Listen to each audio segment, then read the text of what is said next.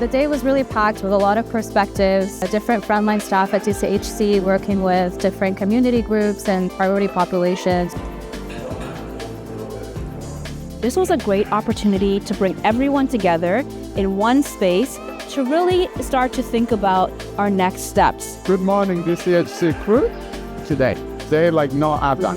We each have very unique challenges, especially now when we're thinking about certain contexts and complexities that we're living with and uncertainty as well.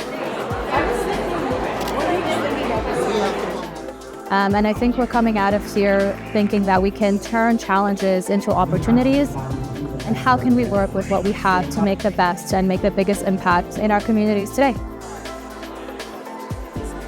Today we talked about the importance of strategy being a pattern of actions that are really implemented.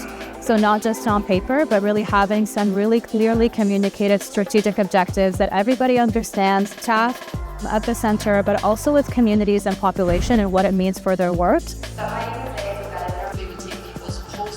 Everybody's been working so hard over the last 3 years, and we really established our position in the community. Now we're just looking forward to the next stage.